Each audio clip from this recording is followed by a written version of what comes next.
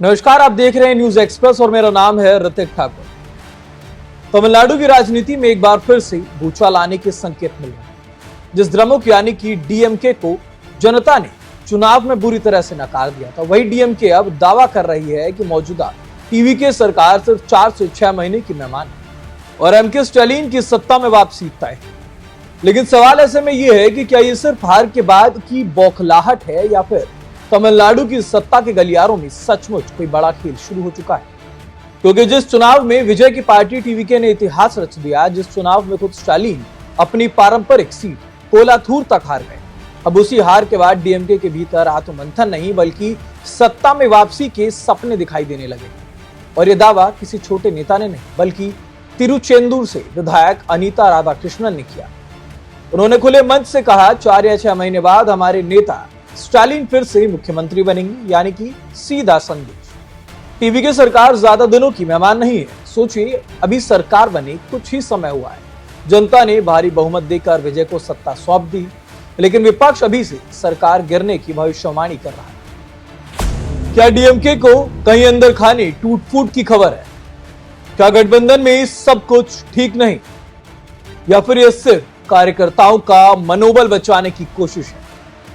दरअसल तमिलनाडु का चुनाव सिर्फ सत्ता परिवर्तन नहीं था, ये एक राजनीतिक क्रांति थी। सालों से तमिल राजनीति पर डीएमके और एआईएडीएमके का कब्जा था, लेकिन इस बार जनता ने तीसरा विकल्प चुना और वो विकल्प बने अभिनेता से नेता बने जोसेफ विजय।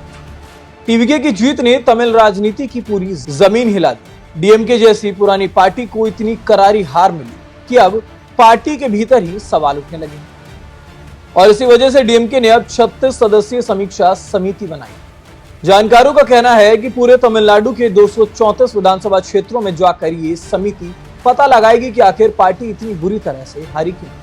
सबसे दिलचस्प बात यह है कि खुद एमके स्टालिन ने इस समीक्षा प्रक्रिया की तुलना मेडिकल डायग्नोसिस से की। उन्होंने कहा, जिस तरह डॉक्टर सही इलाज के लिए बीमारी की असली वजह जानना चाहते हैं, उसी तरह पार्टी को भी अपनी हार की सच्चाई जाननी है।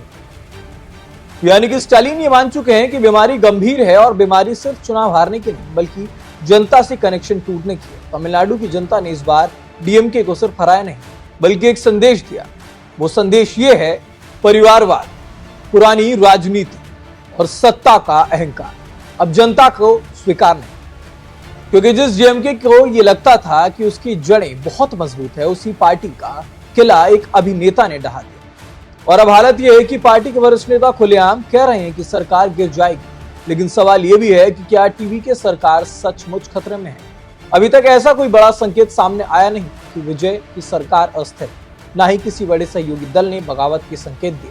तो फिर डीएमके इतने भरोसे से दावा क्यों कर रही है? राजनीतिक जानकार ये मानते हैं इसके पीछे 2 वजह हो सकती है। पहली, डीएमके अपने कार्यकर्ताओं का मनोबल टूटने नहीं देना चाहते, क्योंकि चुनावी हार इतनी बड़ी थी कि पार्टी कैडर में निराशा फैल गई। अब ऐसे में सरकार जल्द गिरेगी वाला नरेटिव कार्यकर्ताओं को एक्टिव रखने का तरीका हो सकता है। दूसरी वजह, डीएमके शायद टीवीके के भीतर संभावित असंतोष पर नजर बनाए। याद रखिए, टीवीके एक नई पार्टी है। नई पार्टी में अनुभव की कमी, सत्ता संचालन की चुनौतियां और नेताओं की महत्वाकांक्षाएं कभी भी संकट पैदा कर सकती है। शायद डीएमके इसी मौके के इंतजार में है, लेकिन यह सबसे बड़ा सवाल विजय के सामने भी खड़ा होता है कि क्या वो सिर्फ चुनाव जीतने वाले नेता हैं या फिर लंबे समय तक सत्ता संभालने वाले प्रशासक भी साबित होंगे। क्योंकि चुनाव जीतना आसान होता है, लेकिन जनता की उम्मीदों पर खरा उतरना सबसे कठिन काम होता है। और तमिलनाडु जैसे राजनीतिक रूप से जागरूक राज्य में जनता बहुत जल्दी फैसला भी सुना देती है। डीएमके की समीक्षा समिति भी यही समझने की कोशिश करेगी कि आखिर जनता उनसे दूर क्यों। स्टालिन ने साफ कहा है कि किसी को बचाना नहीं, किसी को निशाना नहीं बनाना।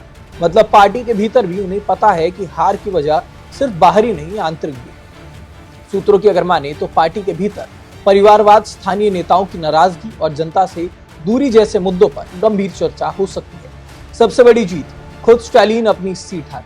ये सिर्फ एक नेता की हार नहीं थी, ये एक प्रतीकात्मक संदेश था। जनता ने बता दिया कि तमिल राजनीति में अब नया दौर शुरू हो चुका है, लेकिन राजनीति में कुछ भी स्थायी नहीं होता। आज विजय सत्ता में, कल उनके खिलाफ भी सत्ता विरोधी लहर बन सकती है और डीएमके इस उम्मीद पर जिंदा है। यही वजह है कि अनीता राधाकृष्णन जैसे नेता सिर्फ बयान नहीं दे रहे बल्कि खुली चुनौती भी दे रहे हैं। उन्होंने टीवी के विधायक आदव अर्जुन को इस्तीफा देकर दोबारा चुनाव लड़ने की चुनौती दे दी। ये चुनौती सिर्फ एक सीट की नहीं थी, बल्कि तमिल राजनीति में वर्चस्व की लड़ाई का संकेत। तो इस वीडियो पर आपकी क्या राय है, हमें कमेंट बॉक्स में जरूर बताइएगा। साथ ही साथ वीडियो अच्छी लगी हो लाइक, कमेंट, शेयर करें, न्यूज एक्सप्रेस को सब्सक्राइब करें।